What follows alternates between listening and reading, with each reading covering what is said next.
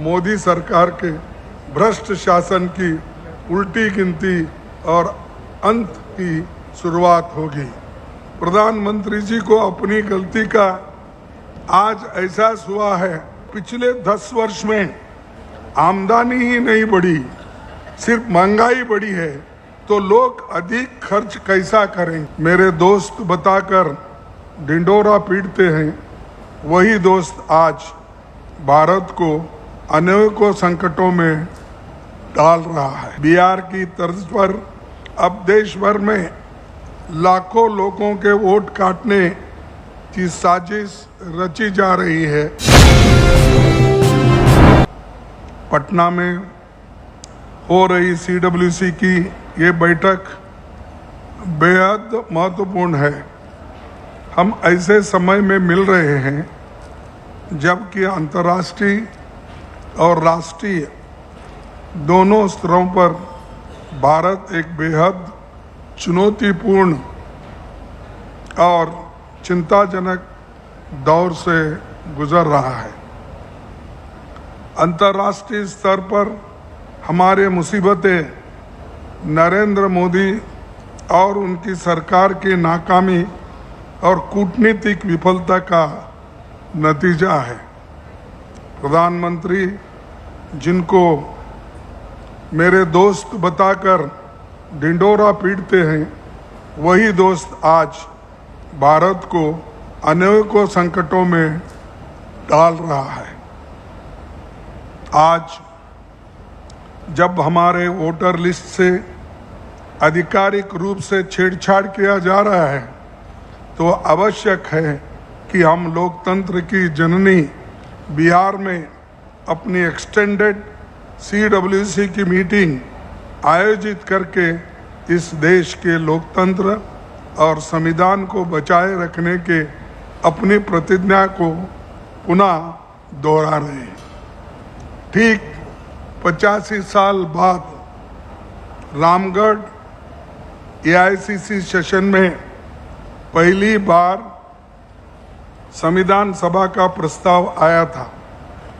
महात्मा गांधी जी, पंडित नेहरू जी, सरदार पटेल जी, doctor Ambedkar एवं संविधान सभा के सदस्यों ने मिलकर देश के नागरिकों को एक व्यक्ति एक वोट का अधिकार दिया। लोकतंत्र का आधार है निष्पक्ष और पारदर्शी चुनाव, परंतु आज चुनाव आयोग की निष्पक्षता और पारदर्शिता पर ही भयंकर सवाल उठ रहे हैं। विभिन्न राज्यों में खुलासे हुए हैं। इसी उन सवालों के जवाब देने के बजाय हमें वो खुद एफिडेविट मांग रहे हैं और हमसे सबूत पूछ रहे हैं। जो इसी काम करना चाहिए वो छोड़कर हमसे ही वो एफिडेविट की बात कर रहे हैं। बिहार की तर्ज पर अब देश भर में लाखों लोगों के वोट काटने की साजिश रची जा रही है।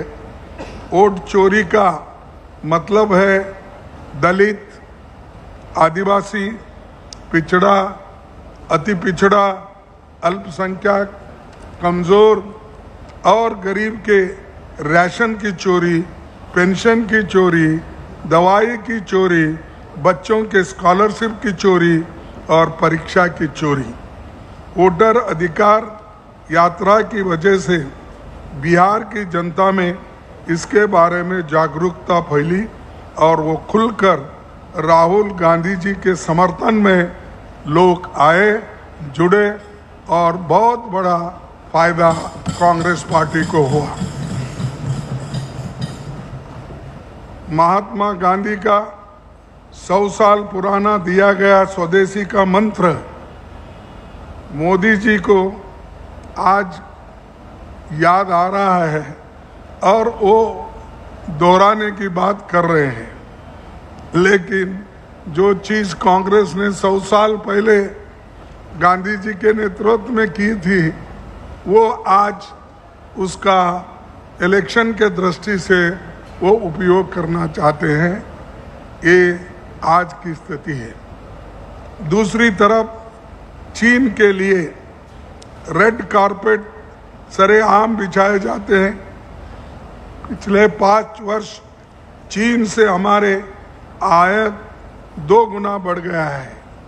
जो अब आत्मनिर्भर की बात करते हैं, वो लोग चाइना से इतना सामान मंगा रहे हैं और वो इंपोर्ट 2 गुना बढ़ गया है। आज हमारा देश कई समस्याओं से जूझ रहा है। ये समस्या आर्थिक मंदी, बेरोजगारी, सामाजिक ध्रुवीकरण और स्वायत्त संवैधानिक संस्थाओं को निशाना बनाकर कमजोर किया जा रहा है। 2 करोड़ नौकरियां और सभी को 15 लाख देने का वायदा तो अधूरी रहा और युवा रोजगार के बिना भटक रहे हैं। नोटबंदी और गलत जीएसटी ने अर्थव्यवस्था को पटरी से उतार दिया है।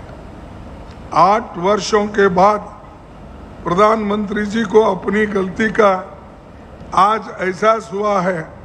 अब जीएसटी में वो सुधार लाए गए जिसकी मांग कांग्रेस पार्टी पहले दिन से ही कर रही थी। इसके बाद मोदी का मानना है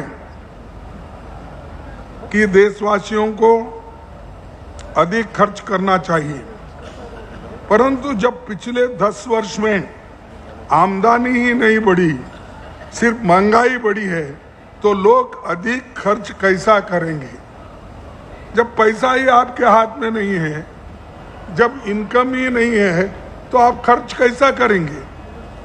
खर्च करना है तो आप नौकरी देना चाहिए, खर्च करना है तो हमारा प्रोडक्शन बढ़ना चाहिए, खर्च करना है तो हमको सरकार से अच्छे स्कीम जो वेलफेयर स्कीम्स है उसके लिए मदद करना चाहिए। लेकिन वो काम उन्होंने छोड़ दिया और जनता को अब गुमराह कर रहे हैं। मैंने 2 टैक्स लगाया, सिर्फ ये किया, तो ये एक बहुत बड़ा धोखा ये भी उन्होंने जनता को दिया है। ग्रामीण उपभोग 50 वर्षों में सबसे कम स्तर पर है, असमानता चरम पर है। अमीर ज़्यादा अमीर बन गए, गरीब और ज़्यादा गरीब बन रहे हैं। प्रधानमंत्री अपने वायदे के मुताबिक किसानों की आय 2 गुनी नहीं कर पाए। 2020-21 के 3 काले कानून की वजह से आंदोलन चला। 750 से अधिक किसान शहीद हो गए। केंद्र की मोदी सरकार के साथ साथ अन्य राज्यों की भाजपा सरकार भी धार्मिक ध्रुवीकरण और सांप्रदायिक भावनाओं को ज्वलंत रखने के मौके वो तलाशती रहती है हमेशा के लिए। भाजपा ने जनवरी 2024 में आया नीतीश गया नीतीश कुमार को फिर से समर्थन देकर बिहार में एनडीए सरकार बनाई। नीतीश सरकार ने विकास का वायदा किया, लेकिन बिहार की अर्थव्यवस्था पिछड़ रही है और डबल इंजन सरकार की ये दावा जो था ये खोखला निकला और वो आज केंद्र से भी एक पैकेज भी नहीं ला सके। बिहार में मैं रोजगारी दर 15% से ऊपर है। हर साल लाखों युवा पलायन करते हैं। भर्ती घोटाले की वजह से युवा सड़कों पर आंदोलन करके पुलिस की लाठी खाते हैं। बिहार के किसानों की हालत शायद देश में सबसे खराब है। बाढ़ के कारण हर साल लाखों लोग कोसी और गंडक नदियों से नुकसान उठाते हैं। ये इस बात है कि बाढ़ प्रबंधन में सरकार पूरी तरह विफल रही है और उन्होंने इस तरफ जितना ध्यान देना चाहिए वो नहीं दे रहे हैं। प्रधानमंत्री ने अनेक मौकों पर बिहार के चीनी उद्योगों के पुनरुद्धार का वायदा किया, पर 10 साल बाद भी उनका वायदा झूठा ही रहा और एक कारखाना भी वो पुनरुत्थान नहीं कर सके और कोई चीनी उद्योग यहाँ पर नहीं आ सका। एनडीए गठबंधन में आंतरिक कलह अब खुलकर सामने है। नीतीश कुमार को भाजपा ने मानसिक रूप से सेवानिवृत्त कर दिया है। भाजपा अब उन्हें बोझ मानने लगी है और बिहार की 80% आबादी ओबीसी, ईबीसी, एससी, एसटी वर्गों से है। जनता जाति जनगणना और आरक्षण नीतियों में पारदर्शिता चाहती है।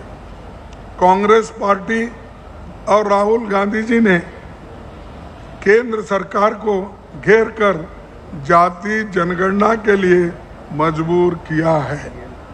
बिहार में भी कांग्रेस महागठबंधन सरकार के कार्यकाल में जाति संरक्षण हुआ। मैं प्रधानमंत्री जी से पूछना चाहता हूं कि क्या मजबूरी है कि बिहार की जनता को सरकार द्वारा पारित 65% आरक्षण को संवैधानिक सुरक्षा नहीं दिलवा पाए। इतिहास गवाह है कि कांग्रेस सरकार ने तो आज से 30 साल पहले तमिलनाडु के लोगों के लिए 69% आरक्षण को संवैधानिक सुरक्षा दी, लेकिन यहाँ डबल इंजन की सरकार ये कर नहीं सकी। इसका उदाहरण यही है कि मोदी जी खुद वो नहीं चाहते कि बिहार आगे बढ़े। सबसे अजीब बात है यूपी के मुख्यमंत्री ने की, जो अपने आप को प्रधानमंत्री का उत्तराधिकार समझते हैं। उन्होंने पहले आरक्षण के विरोध में लेख लिखा, अब उन्होंने जातियों के नाम पर होने वाली रैलियों पर रोक लगा दी है। क्या प्रधानमंत्री जी देश को बताएंगे कि एक तरफ हम सब जाति जनगणना करने की बात कर रहे हैं और दूसरी तरफ ऐसे लोगों जो अपने ऊपर हो रहे अन्याय और अत्याचार के खिलाफ सड़क पर उतरते हैं, उनको आप मुख्यमंत्री जेल में डालने की बात कर रहे हैं। क्या ये सही है? क्या ये ठीक है? हमको जनता को ये बताना चाहिए किस ढंग से वो इस देश में अपना हुकूमत चलाना चाहते हैं। बिहार राज्य का शासन और प्रशासन लंबे समय से छुट्टी पर है। अपराध हर दिन, लूटपाट और हत्या की घटनाएं होती है। अपराध दर में निरंतर बढ़ोतरी हो रही है। स्कूलों में शिक्षकों की भारी कमी है और सरकारी स्वास्थ्य व्यवस्था पूरी तरह से ध्वस्त है और अस्पताल में दवाएं की भारी किल्लत है।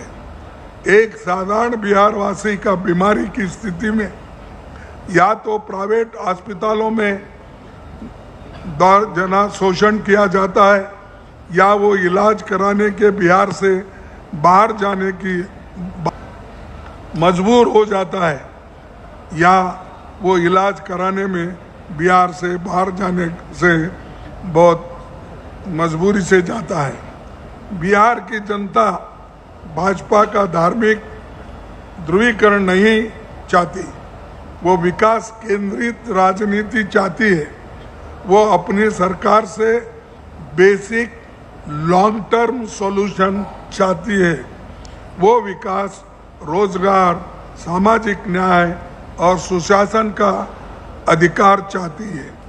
और यही कांग्रेस पार्टी की मांग है कि सुशासन, एक अच्छी सरकार देना और यहाँ के नौजवानों को नौकरी दिलाना और इन्फ्लेशन को कम करना, ये सारी चीज़ें हमारे एजेंडा में हैं। बिहार ने अपने ऐतिहासिक, सामाजिक और राजनीतिक योगदान में के माध्यम से भारतीय लोकतंत्र को न केवल मजबूत किया, बल्कि यहाँ की जनता ने हमेशा सामाजिक न्याय और जन आंदोलन को बढ़ावा दिया। दलित, आदिवासी, पिछड़े, अति पिछड़े और अल्पसंख्यक वर्गों के उत्थान के लिए संघर्ष किया।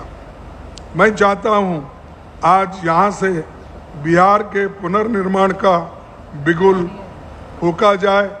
कांग्रेस पार्टी अपने गठबंधन दलों के साथ मिलकर बिहार के लोगों को रोजगार, शिक्षा, स्वास्थ्य, सामाजिक न्याय और सुशासन मुहैया कराएगी। बिहार की जनता लंबे समय से स्वर्णिम बिहार का सपना देख रही है और हम सब मिलकर इसे साकार करेंगे। 2025 विधानसभा चुनाव न सिर्फ बिहार के लिए बल्कि पूरे देश के लिए मील का पत्थर साबित होगा। यहीं से मोदी सरकार के भ्रष्ट शासन की उल्टी गिनती और अंत की शुरुआत होगी। इन्हीं शब्दों के साथ मैं अपनी बात को समाप्त करता हूं।